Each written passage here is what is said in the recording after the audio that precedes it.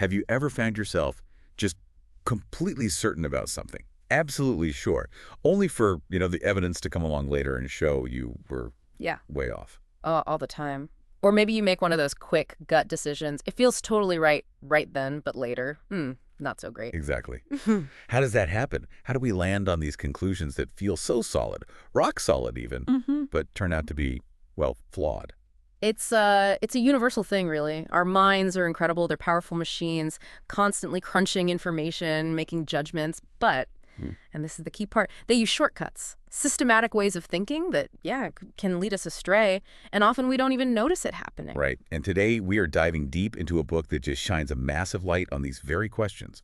A work that didn't just look at how we think, but kind of fundamentally changed how we understand rationality itself. Mm-hmm. Welcome to our deep dive into the core insights of Daniel Kahneman's, well, seminal masterpiece, Thinking Fast and Slow. Kahneman, yeah, he's remarkable, a psychologist, but he won the Nobel Prize in economics. Shared it with his collaborator, the late, truly brilliant Amos Tversky. Their work, it really was groundbreaking, bridging psychology and economics, showing these systematic biases that skew our judgments, our decisions. And that's our mission here today, to unpack their findings for you. We're going to explore the kind of hidden architecture of your own mind, these two fundamental systems that are pretty much responsible for how you perceive things, how you judge situations, how you decide what to do. Yeah, and we'll look at the predictable ways these systems can mess up, the systematic biases that are almost like hardwired into our thinking, often working away completely under the radar. Totally. So think of this as a shortcut, a way to get better informed about your own cognitive processes, understanding why you make certain choices, why some gut feelings feel so incredibly compelling, and why thinking statistically, dealing with probabilities and stuff often feels like trying to, walk backward uphill in the mud. Right, this isn't some abstract theory session. It's about getting practical understanding of the machinery, inside your own head. Gaining insight into your default settings, the shortcuts your brain loves to take, and the specific spots where you might be most vulnerable to making these predictable mistakes. Okay, let's unpack this then. Let's start by meeting the two main characters in Kahneman's story of the mind, System 1 and System 2. They're distinct, but they're always interacting. Okay, so think of System 1. This is the star of the show, really. It's fast, it's automatic, intuitive, effortless. It just runs continuously, generating impressions, gut feelings, intentions, emotions. Needs little to no conscious attention from you. So this is the system that, instantly knows one object is further away than another. Or Or spins you around when you hear a loud bang. exactly. Or finishes the phrase bread and Butter. right. Or makes that disgust face if you smell something bad. Detects hostility in a voice, knows 2 plus 2 is 4. It's System 1 reading words on billboards while you drive, or even handling the car itself on an empty road almost automatically. It gets simple sentences, and it's really quick to notice if someone fits a certain type. Well- Right.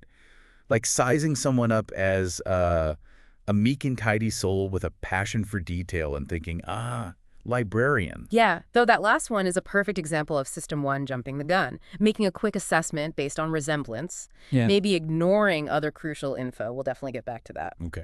So System 1 is essential, right, for survival, for just getting through the day efficiently, Right. but it's got limits. It can't handle really complex stuff, and that's where System 2 comes in. The slow one. The slow one. Effortful, deliberate, calculating. It needs focused attention.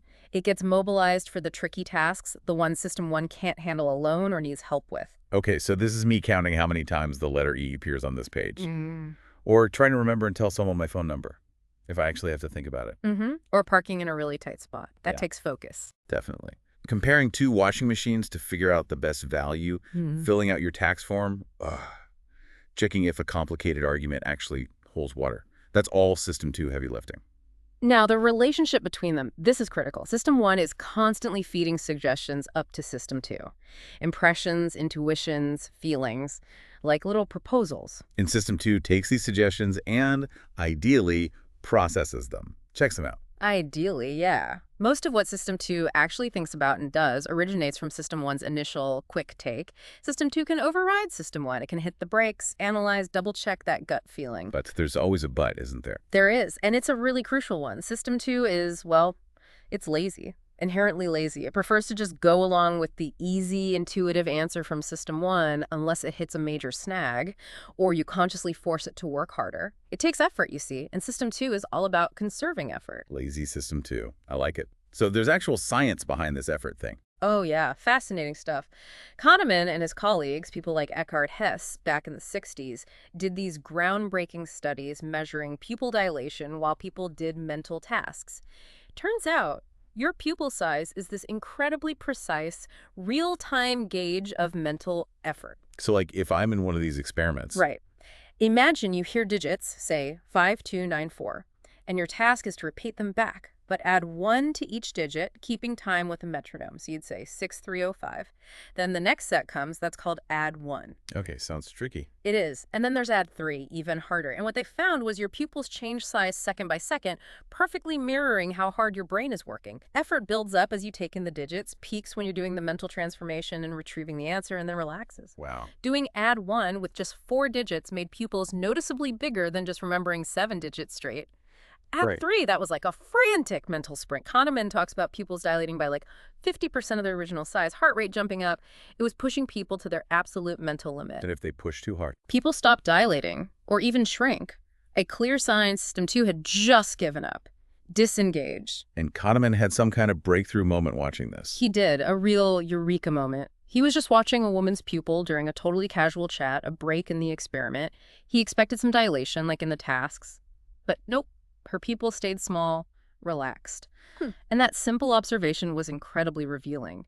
It showed that normal conversation, the typical state for System 2, demands almost no effort. Like remembering maybe 2 or 3 digits, it's like a comfortable stroll. Whereas add 1 and add 3 are like sprints. Exactly. Intense, effortful sprints. Most of our conscious mental life, when System 2 is engaged, is happening at this leisurely walking pace, not a flat-out run. Which ties right into this idea of System 2 being lazy and something called ego depletion. Precisely. Tasks that really lean on System 2, especially ones where you have to consciously control an automatic System 1 urge, like resisting a tempting donut demands self-control, and using self-control. Well, it's depleting. It feels unpleasant, and it seems to use up some kind of limited resource. So it's different from just having too much on your mind, like cognitive load. Yeah, it's different. High cognitive load means you literally can't do the task. Your working memory is full. Ego depletion is more like losing motivation. You could still make an effort on the next task, but you just don't feel like it. Your System 2's get up and go has got up and gone. Okay. Though, interestingly, you can often push through ego depletion if there's a strong enough incentive, which suggests it's not just about running out of energy, but motivational factors are involved too. And this depletion has real-world effects, like after you resist that donut. Exactly. After you exert self-control in one area, resisting food, suppressing emotions, focusing hard on a problem, you're statistically more likely to make poor decisions elsewhere. You might splurge on something impulsive, react aggressively to something minor, give up sooner on a hard puzzle, or just perform worse on the next cognitive test they throw at you. Wow. So psychologists have ways to test this tendency for System 2 laziness. They do. Shane Frederick developed the Cognitive Reflection Test, or CRT. It uses problems designed to trigger a really fast, compelling, but wrong answer from System 1. The most famous is the bat and ball problem. You ready? Okay, Abby. A bat and a ball cost $1.10 in total. The bat costs $1 more than the ball. How much does the ball cost? 10 cents. That's the intuitive answer. Pops right into your head, but it's wrong. Think about it. If the ball is 10 cents and the bat is $1 more, the bat is $1.10. Total and $1.20. No good. Right. So the ball must be 5 cents, bat $1.05. Total $1.10. Got it. Okay, sneaky. Exactly. Another one. If it takes 5 machines 5 minutes to make 5 widgets, how long would it take 100 machines to make 100 widgets? Uh-oh. Intuition says 100 minutes. But wait. Each machine takes 5 minutes per widget, right? So 100 machines can make 100 widgets simultaneously in 5 minutes. Bingo. People who score low on the CRT, they tend to just trust that first intuitive answer. They don't engage their lazy System 2 to do the check. They're seen as having weaker System 2 supervision, unwilling to put in the effort to verify that first impulse. And this links to other traits. Frederick's research found low CRT scores correlate with impulsivity, impatience, wanting immediate gratification. Low scores are much more likely to take, say, $3,400 now. Instead of waiting a month for $3,800, they'll pay way more for overnight shipping. So the CRT kind of predicts lazy thinking. Yeah. Distinguishes between people who rely more on gut feelings versus those who engage System 2 more readily? Pretty much. Or maybe whose System 2 is just less lazy. It's not that System 1 is bad, it's essential. But its answers aren't always right, and checking them takes that System 2 effort. Okay, so let's move beyond just the systems themselves. How does System 1 actually generate these impressions, these intuitions? Yeah. You called it an associative engine. Yeah, it's astonishingly powerful, works automatically, effortlessly. Like when you see or hear a word, let's pick one from the book, say vomiting. Okay, pleasant. Right. It doesn't just register as letters, it instantly triggers this cascade, spreading associations. Related ideas, memories, emotions, maybe even a slight physical reaction. You might think of being sick, remember a specific bad time, feel a little wave of nausea, maybe even make a tiny disgust face, all happening automatically, almost all at once. And the key thing is coherence. Coherence, exactly. Yeah. All those activated bits, the word, the memory, the feeling, the physical response, they're all connected. They reinforce each other. Yeah. Making the disgust face makes the feeling stronger. The feeling makes related memories pop up easier. It creates this quick, integrated, coherent interpretation of whatever triggered it. And this priming effect, it goes beyond just words triggering other words. Oh, way beyond. This is where it gets kind of weird, maybe a bit unsettling. Your actions, your emotions, they can be influenced by stuff you didn't even consciously notice. Like that famous experiment, John Barg. That's the one. Students unscrambling sentences. One group got sentences sprinkled with words related to old age, like Florida, forgetful, wrinkle, gray. Afterwards, they measured how fast the students walked down the hall to the next part of the experiment. And the ones who saw the old words, they walked slower. Significantly slower compared to a control group. And they had no idea, no conscious awareness that the words had affected their walking speed. The idea of elderly was primed, and that automatically, unconsciously, changed their behavior. Wow. That really messes with your sense of being in control, doesn't it? We like to think we're driving the bus, but maybe sometimes we're just passengers reacting to hidden cues. It definitely challenges that simple view of conscious will, suggests the environment influences us way more than we typically think or, frankly, want to admit. Okay, so System 1 also pays attention to how easy or hard things feel to process. Cognitive ease versus strain. Exactly. It's the feeling of processing fluency. And that feeling strongly influences how we evaluate whatever we're processing. So things that create ease are seeing something familiar, repetition. Yep.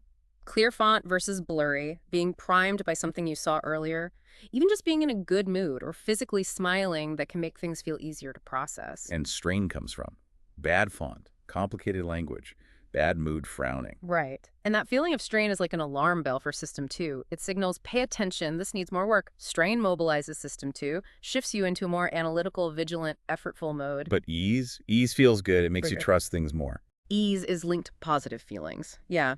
Intuitions of coherence, familiarity, truthfulness. If something feels easy to process, System 1 leans towards accepting it as true or valid. And experiments show this is causal. If you make people feel good for an unrelated reason, they trust their intuitions more. But if you give them a reason for their good mood, like saying cheerful music is playing, the effect disappears. It's the feeling of ease linked to the task itself that matters. And this sounds related to the mere exposure effect. Just seeing something repeatedly makes you like it more. Very closely related. Robert Zhejiang showed this systematically. Just encountering something over and over, as long as nothing bad happens, increases your liking for it. Why would that be? Zhejiang argued it's deep biology, highly adaptive. Novelty, something new, naturally triggers caution, maybe even fear. That's System 1's threat detection. But if you see it again and again and you're still okay, that initial caution fades. The stimulus starts to signal safety. And safety signals are good. What's good becomes liked. He even showed it in baby chicks. They preferred a sound they heard while still in the egg over a new one. Powerful, non-conscious learning. Huh? System 1 also figures out what's normal. Norm theory. Yeah, it processes events by comparing them against expectations, against norms it quickly establishes. Like the soup tasting example. Exactly. You're watching people taste soup. First person takes a sip, winces slightly. Okay, that sets a temporary norm. Maybe this soup is unexpectedly bad or strong. Now, if the next person at the table tastes the same soup and makes a different weird reaction, maybe a gasp or a stifled cry, System 1 doesn't just judge that reaction in isolation. It retrieves the memory of the first wince and interprets the gasp in light of the wince. The second reaction might seem less surprising, more normal in context, because it relates back to that first unusual event. Okay, that makes sense. And it also just sees cause and effect, not just learns it. That was Albert Machot's big finding, yeah.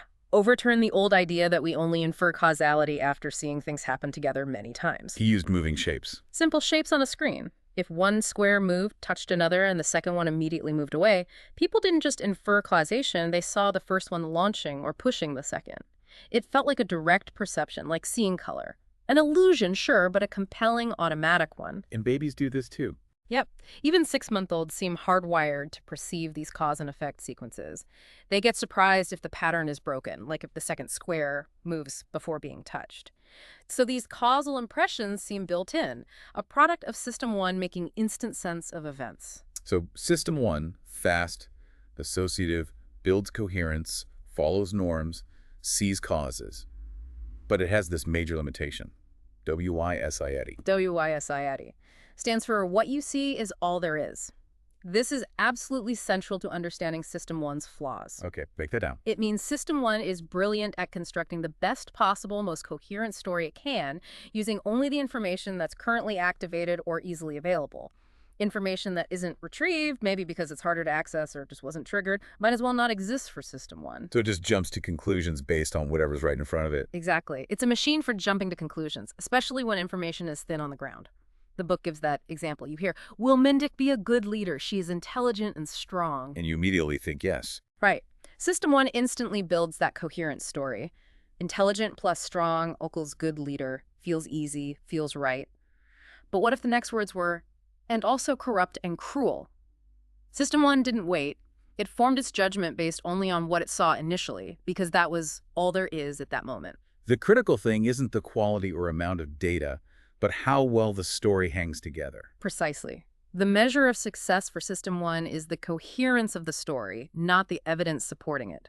A simple, compelling narrative built on scraps of information often feels more convincing to System 1 than a more complex, nuanced picture based on lots of data, especially if that data is messy or conflicting.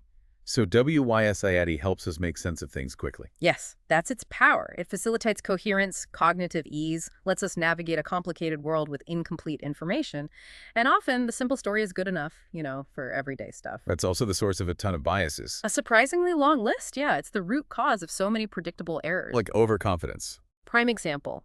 Your confidence in a belief depends heavily on the quality of the story you can tell from what you see, not on the actual evidence. Because of WYSIETI, you fail to consider the crucial stuff that's missing, the evidence you don't see.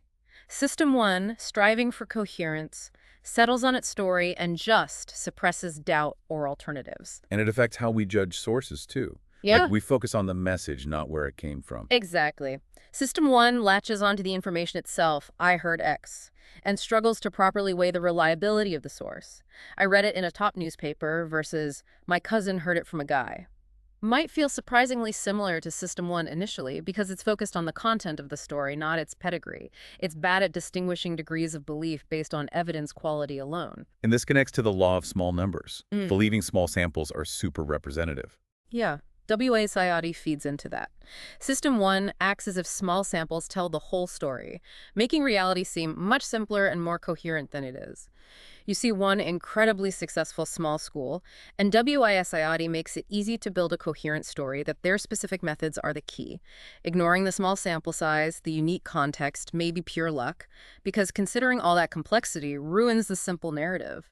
You see this play out in real life. Decision makers trusting one glowing report. Absolutely. They build a compelling story from what they saw in that one report, powered by WYSIETI, and they might not even think to ask, wait, how much crucial information wasn't in this report? What didn't the consultant see? Or people actively avoiding information that might mess up their nice, neat story. They didn't want more information that might spoil their story. WYSIETI makes their current belief feel coherent and comfortable, and contradictory evidence feels like a threat to that cognitive ease. Which is why brainstorming ideas separately before a group discussion is better, to avoid the group latching on to the first coherent story. Exactly. Get independent judgments first. Once the discussion starts, WYSIETI can grip the group. The most easily available or compelling sounding information starts shaping a collective narrative, and dissenting views or less accessible facts get suppressed. even if they were available to individuals initially. Okay, so System 1 is fast, associative, coherent, jumps to conclusions via WYSIAD. How does it actually answer questions, especially difficult ones meant for System 2? You mentioned substitution, heuristics. Right. Substitution is the key mechanism behind heuristics. The basic idea is profound but simple. When you're faced with a hard question, the target question, System 1 often spontaneously swaps it for an easier related question, the heuristic question, and answers that one instead. And the lazy System 2 just accepts the answer. Often, yeah. It endorses the intuitive answer from the easier question without even realizing a swap happened, or without checking if that answer actually makes sense for the original harder question. You literally answer a different question than the one you were asked. So what kinds of easy questions get substituted? System 1 is constantly doing basic assessments, right? Is this good or bad? Threat or opportunity? Normal or weird? Approach or avoid? How strong is my feeling about this? How easily can I think of examples? These basic, readily available assessments get swapped in for more complex judgments like, how likely is this to succeed? Or, how common is this phenomenon? Can you give an example? Think about that weird question.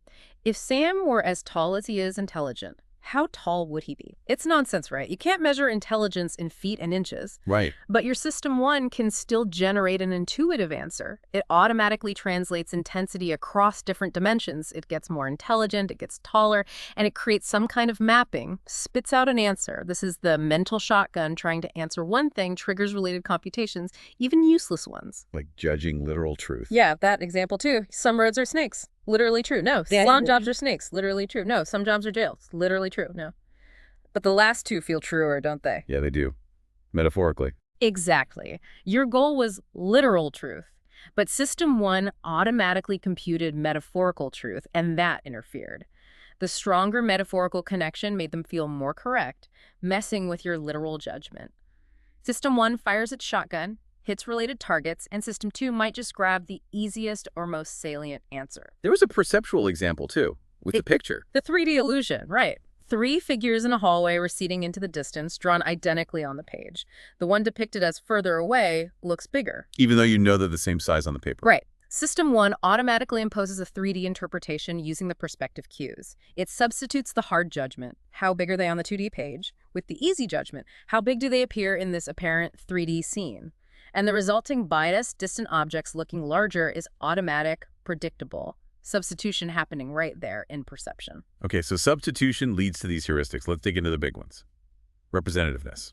Representativeness heuristic. Judging probability based on resemblance. How likely is object A to belong to class B? Or how likely is process X to generate outcome Y? You judge it based on how much A resembles the stereotype of B or how much Y seems representative of X. And you often ignore other vital statistical stuff like base rates. This is the Steve the librarian example. The classic Steve. Shy, withdrawn, helpful, meek, tidy, need for order, passion for detail. Is he more likely a farmer, salesman, pilot, librarian, or physician? Most people pick librarian. He fits the stereotype. Perfectly. They assess probability based on similarity to the librarian stereotype. What they totally ignore is the base rate. How many farmers versus librarians are actually out there? There are way more farmers than salesmen.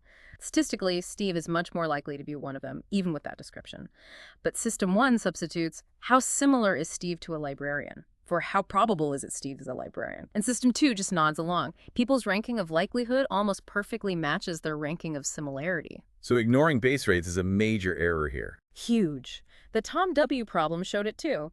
People got a personality sketch fitting stereotypes for small fields like computer science, but ignored info that the sketch was old and unreliable, and ignored explicit base rates showing much larger fields like humanities were statistically more likely.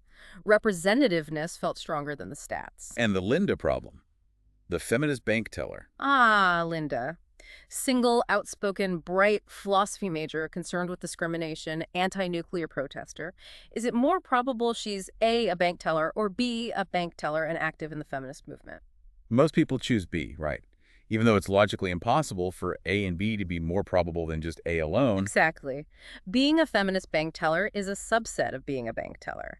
But Linda's description is so much more representative of a feminist bank teller, so people substitute judging plausibility or representativeness, System 1, for judging logical probability, leading to this conjunction fallacy. It's a powerful demonstration. And System 1 is better with base rates if they fit a story. Yeah, that's interesting. Purely statistical base rates, 75% failed the exam, are often ignored. But frame it causally. The exam was incredibly hard, causing 75% to fail, and people are more likely to use that base rate. System 1 loves causes and stories, struggles with abstract numbers. And representativeness messes with predictions because we expect outcomes to perfectly match the inputs, like ignore regression to the mean. Totally. System 1 expects strong evidence to yield an equally strong outcome. A stellar student description should mean a stellar GPA. But reality is noisy, regression happens. We'll definitely come back to regression. Okay, next big heuristic, availability. Availability heuristic. Judging frequency or probability based on how easily examples or instances come to mind. So if I can easily think of friends who've had, I don't know, their flights canceled recently, I'll think flight cancellations are super common right now. Exactly. Or you judge if a new business idea will fail by how easily you can imagine things going wrong. But ease of recall isn't just about frequency. Right? Not at all. That's the catch. Ease of recall is heavily influenced by vividness, emotional impact, recency, even things like whether words are abstract or concrete. Abstract words like love often feel more frequent than concrete ones like door, maybe because they're used in more varied ways, making recall feel easier. This leads to biases of imaginability, like estimating committee sizes. Right. If you ask people how many different committees of, say, 2 people versus 5 people versus 8 people you can form from 10 people, they find it much easier to imagine forming the small or large 8 committees than the middle-sized ones. So they overestimate the frequency of the easy-to-imagine sizes, even though mathematically the 5-person committee has the most possible combinations. And the affect heuristic is related, judging based on feeling. Yeah. Paul Slovic highlighted this. Often we substitute the hard question, what do I think about this, with the easier question, how do I feel about this? If something triggers good feelings, we judge it as having higher benefits and lower risks. Bad feelings, lower benefits, higher risks. Like gut feelings guiding decisions. Pretty much. Ties into neuroscience work showing emotions, those somatic markers or gut feelings, are crucial guides, especially under uncertainty.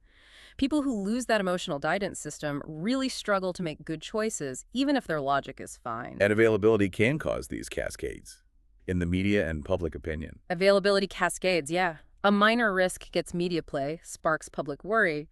The worry fuels more media coverage, increasing concern, maybe pressuring politicians into action, even if the original risk was tiny. And availability entrepreneurs can exploit this. Definitely.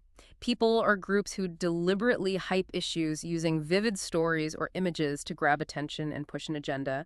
Experts with dry statistics often get drowned out because their message lacks that System 1 emotional punch. Which can lead to bad policy based on fear. But sometimes it raises awareness of real issues. It's messy. Cascades can misallocate resources based on irrational fears, but they can also force attention onto genuine problems like love canal and pollution regulation.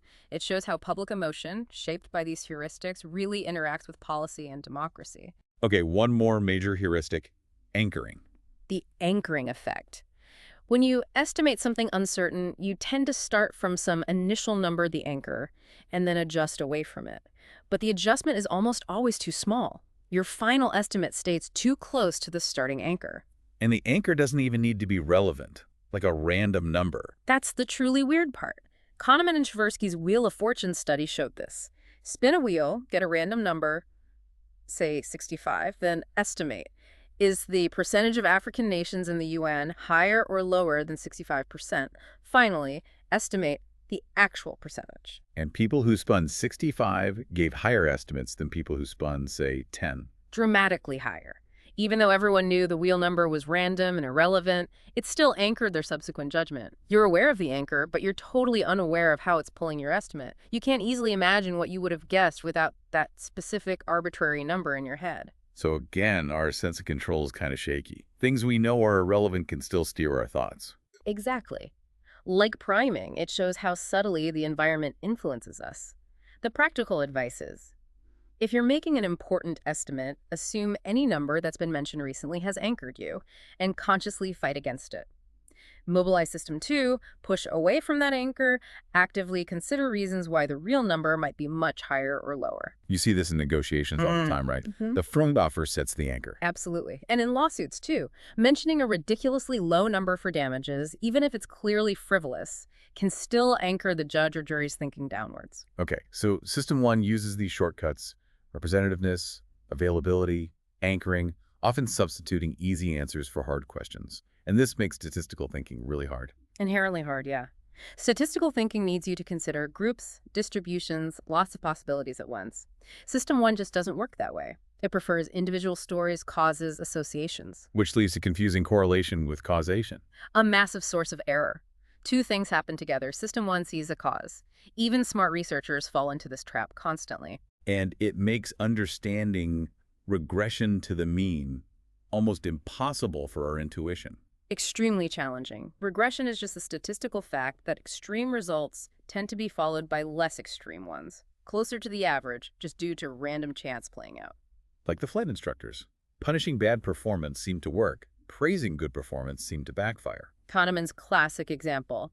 The instructor thought punishment worked because bad flights were usually followed by better ones, and praise failed because great flights were followed by worse ones. But it was just regression. A really bad flight was likely part skill, part bad luck. Next time, luck might be average, so performance improves towards the average, regardless of punishment. Precisely. And a great flight was skill plus good luck. Next time, luck is average, performance regresses down towards the average, regardless of praise. The instructor was seeing causality where there was only statistical fluctuation. Golden noticed this with heights. Tall fathers having sons shorter than them, short fathers having sons taller than them, both regressing to the average. Exactly. Anytime you have two measures that aren't perfectly correlated, father's height and son's height, performance on test 1 and test 2, you'll see regression to the mean. It's unavoidable statistically. But we don't learn this from life. Why not? Kahneman suggests our daily experience isn't coded right. We don't track these statistical patterns naturally. We focus on individual cases and find causal stories for why the son isn't as tall or why the student did better after we yelled at them. The regression pattern stays hidden. And this blindness to regression messes up our predictions. System 1 predicts based on representativeness, ignoring regression. Totally. WYSIAD again. System 1 builds a coherent story from the evidence and makes a prediction that's representative of the evidence, not of the statistically likely outcome. Like Julie reading fluently at age 4. System 1 sees strong evidence of talent, links it causally to academic success, and predicts a super high GPA, like 3.8. Right. The prediction is based on evaluating the evidence, orally reading strong positive sign, and making a prediction that feels equally strong and positive. But it ignores how well early reading actually predicts college GPA, and ignores that Julie's performance, like everyone's, will regress towards the average to some extent. Exactly. Intuitive predictions are shockingly insensitive to the actual predictive quality of the evidence. System 1 might filter out totally irrelevant stuff, but it doesn't properly discount for weak correlations or regression. The officer selection study showed this clearly.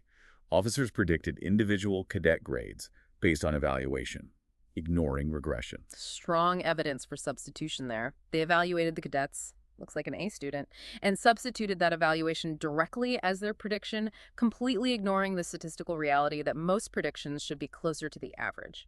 Their overall distribution of predicted grades matched reality, but their individual predictions were poor because they weren't regressing them. So all these biases, WYSIAD, representativeness, ignoring stats, substitution, blindness to regression, they create this illusion of understanding, illusion of skill. Yeah, especially in complex, noisy environments where outcomes are hard to predict. The halo effect plays a role.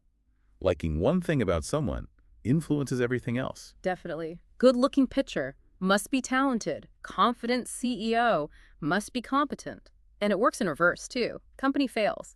Suddenly, the CEO, who was once methodical, is now remembered as rigid. We rewrite the story, attributing outcomes to traits, making causality flow backwards to create a coherent narrative. Like those business books, built to last, attributing success to specific practices, ignoring luck and regression. Perfect example. They find successful companies, look for common traits, WYSIAD, and build a compelling causal story.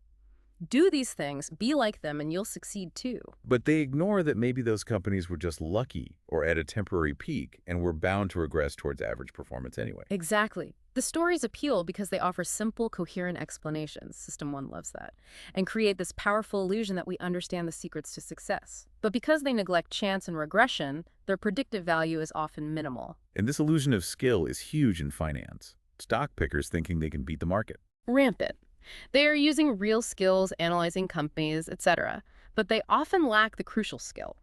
Knowing if that info is already baked into the price, their feeling of confidence comes from System 1 reacting to their analysis effort, but it's a poor judge of whether they actually have predictive skill in that highly unpredictable market. And Tellock's research on expert forecasters, the most knowledgeable were sometimes less accurate.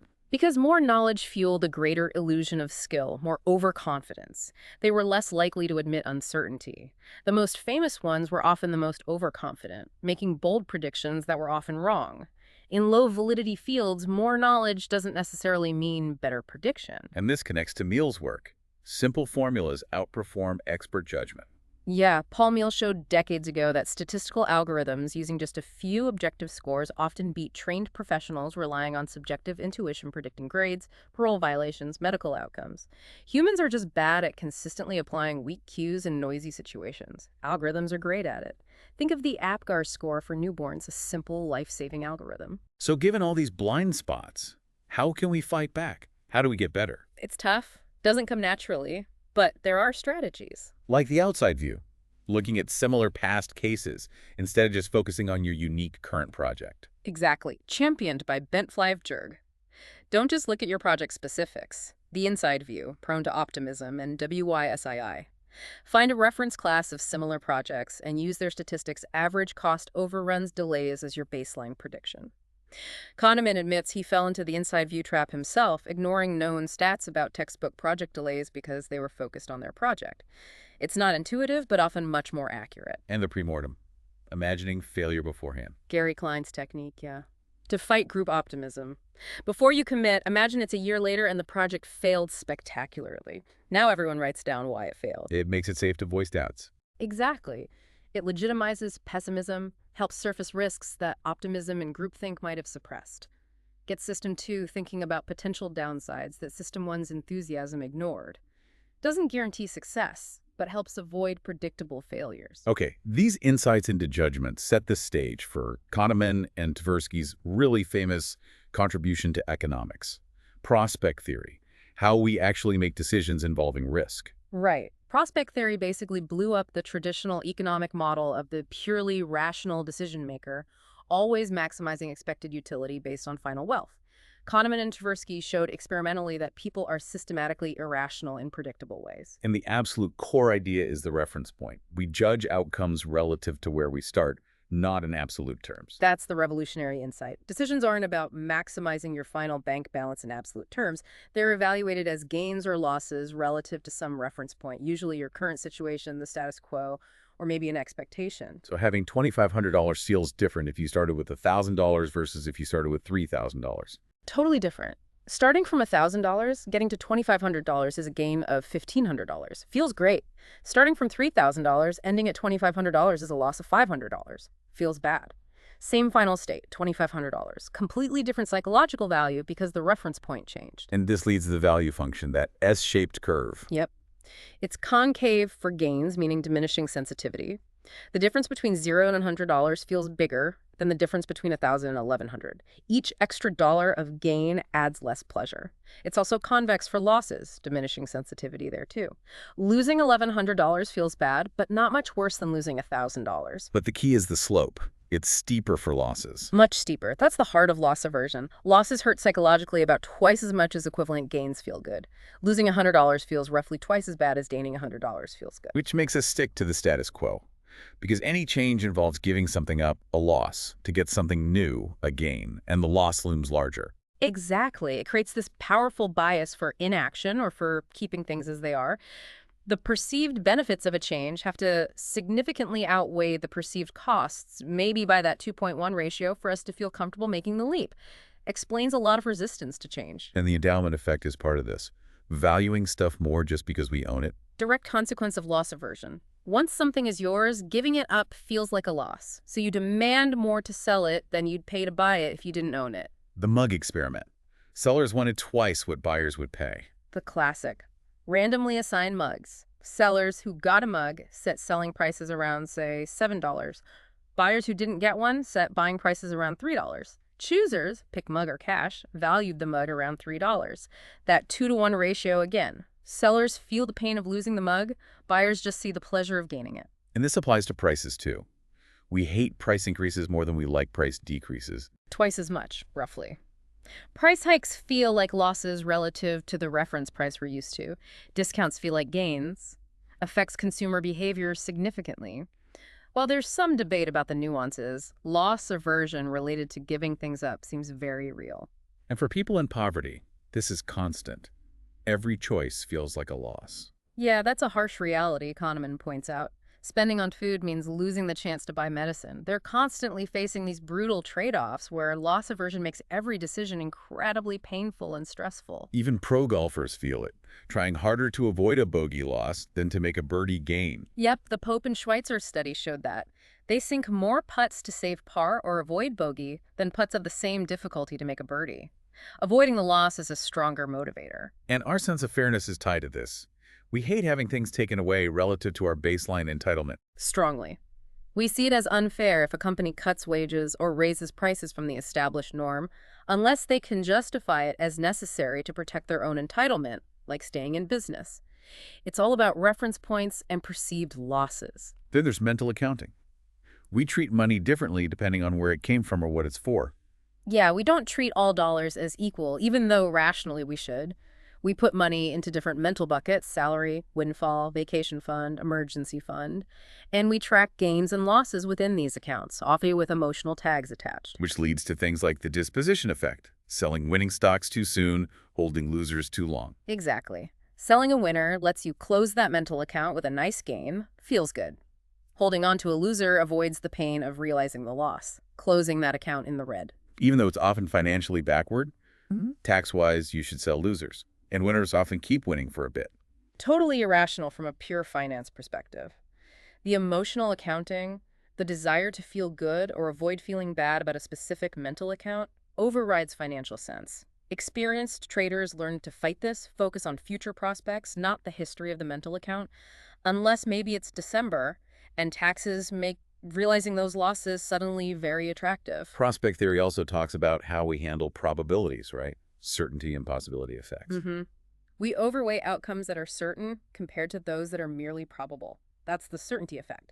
The jump from 99% chance to 100% certainty feels psychologically huge, much bigger than going from, say, 50% to 51%.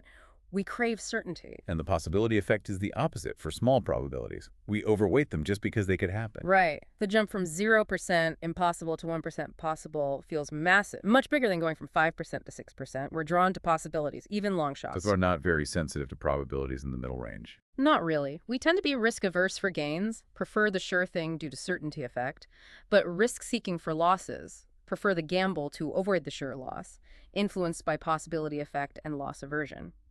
Brain scans even show different activity patterns consistent with this. And this explains why we pay crazy amounts to eliminate a risk entirely, versus just reducing it. Yes. The insecticide example.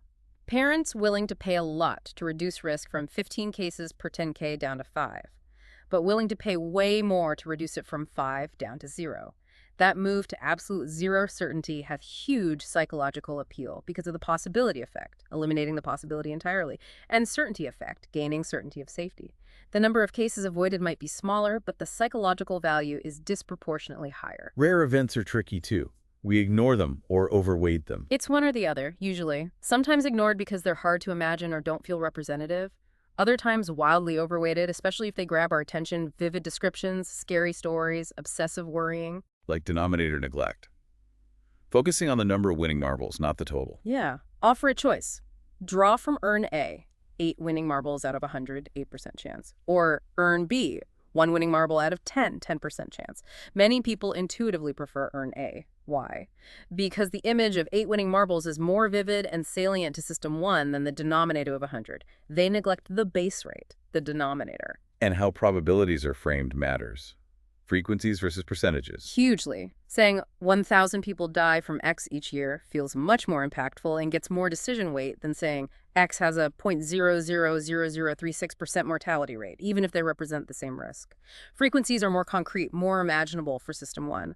Advocates know this and use it. So basically, our intuition is pretty bad with rare probabilities. Not designed for it. We either ignore them or blow them way out of proportion, especially if they're emotionally charged or vividly presented. All of this leads to inconsistency, especially with framing effects, how the same choice described differently leads to different decisions.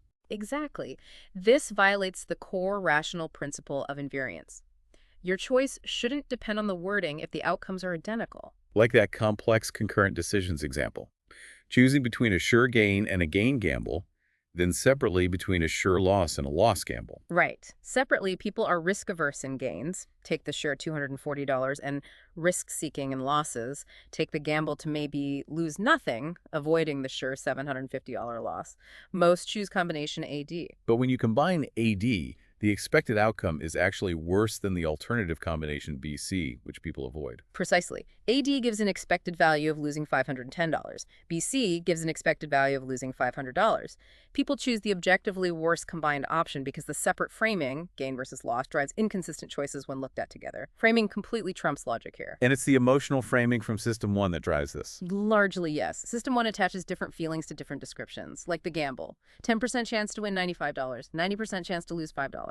Versus the lottery. Pay $5 for a 10% chance to win $100, 90% chance to win nothing. Outcomes are identical. Risk $5 for a 10% shot at being $95 richer. But lose $5 triggers stronger negative feelings, loss aversion, than cost of $5. So more people accept the lottery frame.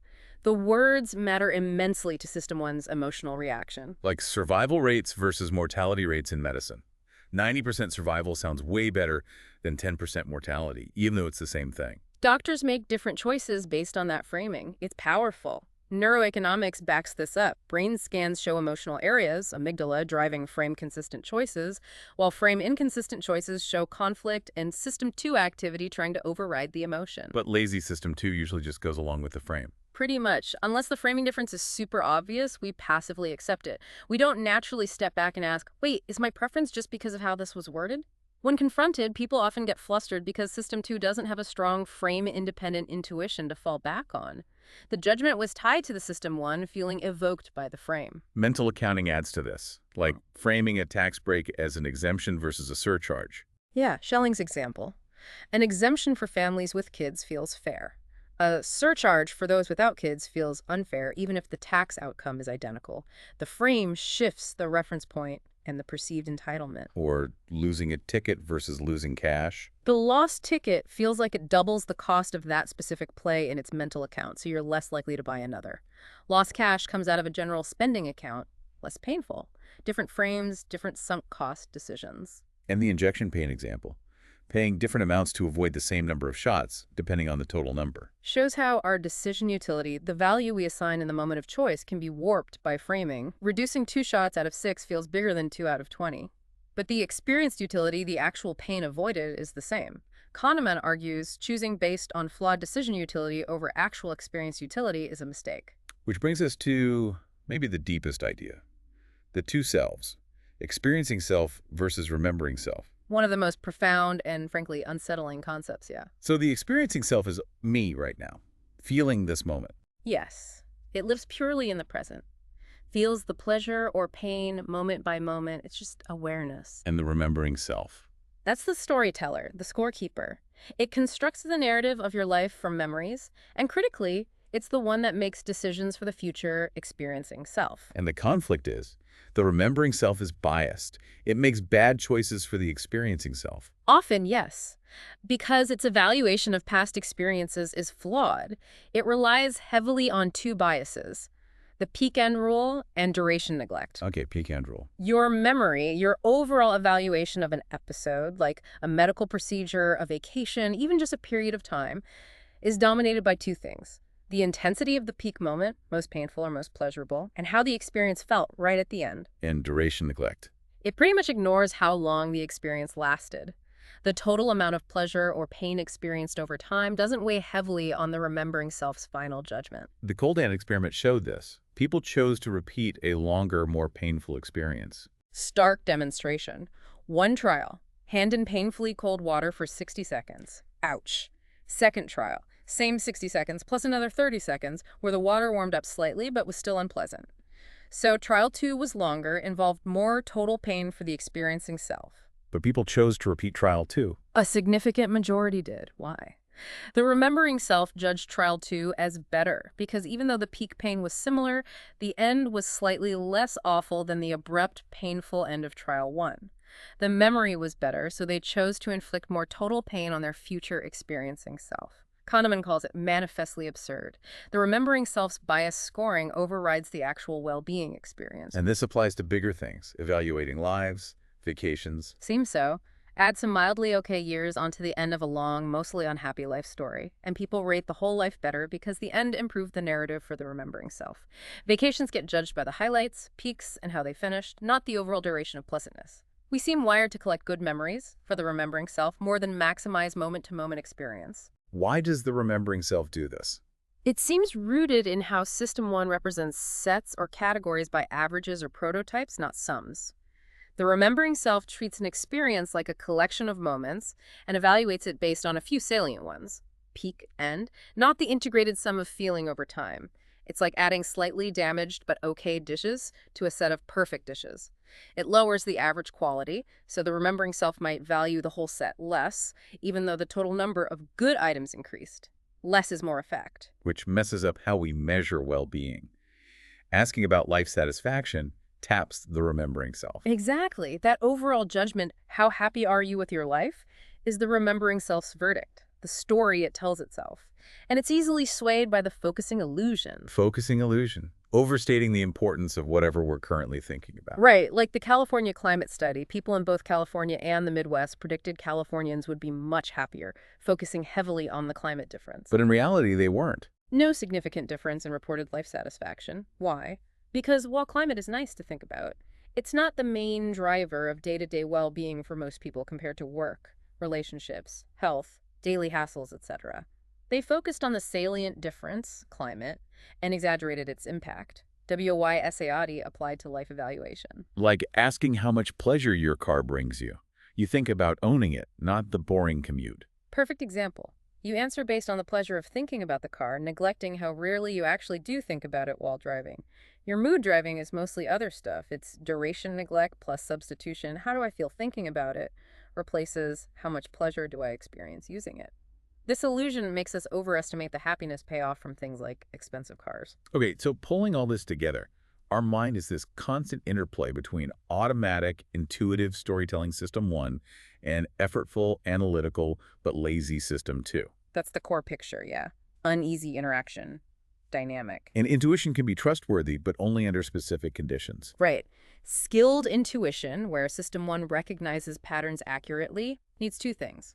First, the environment has to be regular enough to be predictable. Second, you need prolonged practice in that environment to learn those regularities. Think chess masters, experienced firefighters, maybe seasoned doctors in certain areas. They've learned the cues. But not stock pickers or long-term political forecasters. The environment's too noisy, unpredictable. Exactly. In low-validity environments, even with tons of experience, System 1's pattern-matching intuition is unreliable because the patterns themselves aren't stable enough to learn effectively. Subjective confidence doesn't equal actual skill in those domains. So the real value here is understanding where System 1 is likely to trip us up, recognizing the warning signs. That's the key takeaway.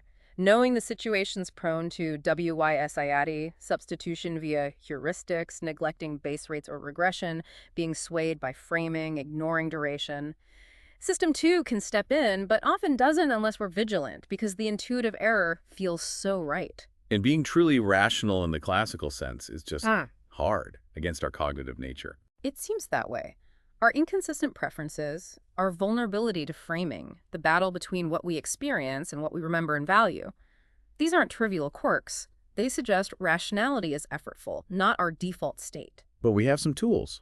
The outside view, the premortem. Yes, strategies, especially for bigger decisions or group settings, that can help mitigate these biases. Recognizing anchors, consciously engaging System 2 when the stakes are high, seeking diverse perspectives, relying on checklists or algorithms in predictable domains. These can help. It's not about ditching intuition, but knowing its limits. Precisely. System 1 is essential, often brilliant, but it has predictable blind spots. Understanding those blind spots is the first step towards maybe, just maybe, making slightly better judgments, slightly better decisions, recognizing that rationality often means actively monitoring and sometimes correcting our intuitive selves. Which leaves us with a pretty big question to chew on, doesn't it? Given how deep these biases run, how automatic System 1 is, how bad we are at learning statistical truths from experience, can we really achieve consistent rationality in our complex lives? Or are we, as Kahneman's work strongly suggests, kind of destined to be predictably irrational at least some of the time? And if so, Yeah. Where in your own life, your finances, your health, how you judge your own happiness, your relationships, where might these cognitive illusions be having the biggest impact, maybe without you even realizing it? something to think about. Definitely something to think about. That's all for this deep dive into the fascinating, sometimes maybe a little unnerving, world of how we think, fast and slow.